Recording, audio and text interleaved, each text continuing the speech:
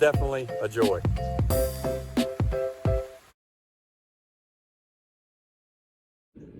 Good morning. We are getting ready to get started. I've got to get the water heated up. It's about 7 o'clock. Nice and cool this morning in South Mississippi, which is awesome.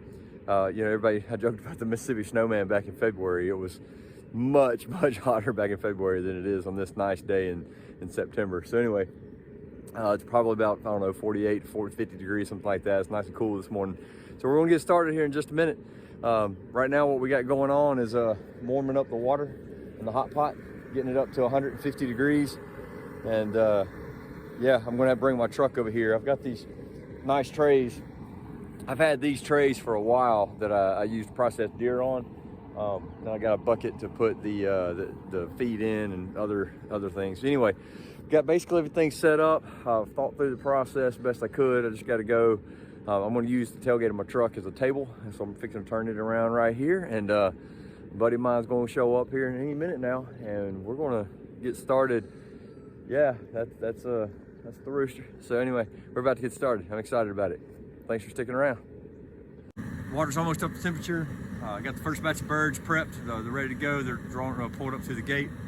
Bull's back out in the back of the field, so I'm not too worried about him slipping through while we're working. A couple of friends of mine will be over here shortly. They're going to help me process these things, and I'm going to pay them in chickens. Anyway, I got to go grab an electrical cord, and we're about to get this show on the road.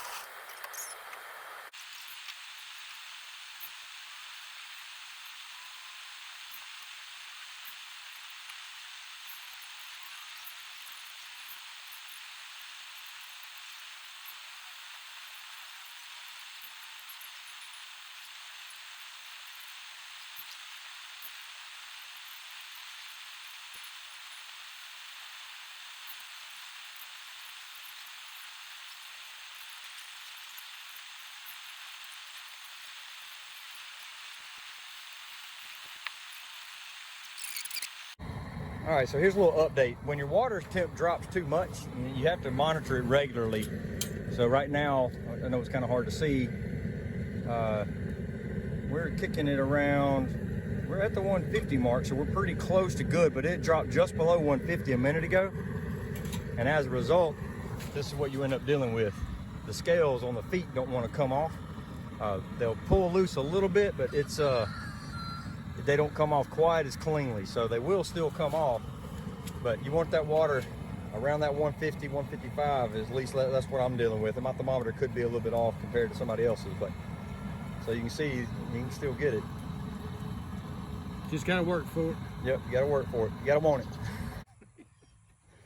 All right, so we're halfway finished. We've got the first 16 or so birds done. Pot's looking dirty.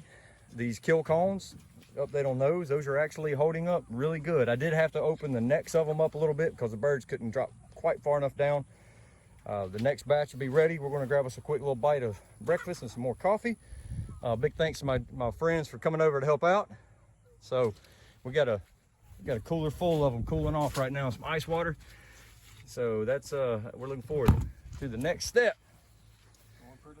Going fairly quickly. All right, gentlemen, let's go grab us a bite. All right, so set these things up like they're like you're doing a Coke can chicken or a beer can chicken or whatever to help dry the inside of them out a little bit. Got 9 of them already ready to go. They seal up pretty good. A little bit of blood still in them, or not blood, but water from pulling them out of there. So trying my best to get as much of that out as I can, but I need to build a drying rack next time. That's one thing I would recommend.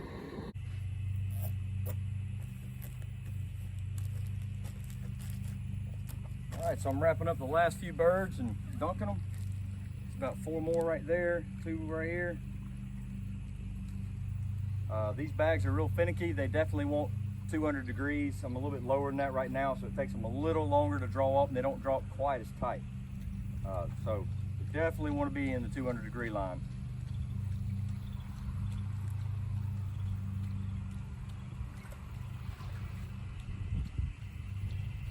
All I'm doing is kind of dunking them a little bit back and forth, trying not to slosh it on my hands because it's hot. And once they get done, just set them out. And what I like to do is kind of force some of the air out the bag, and then make sure that the bag is nice and tight, and put the last little finishing touch on that zip tie. And that's a good bird there. That's one of our bigger ones.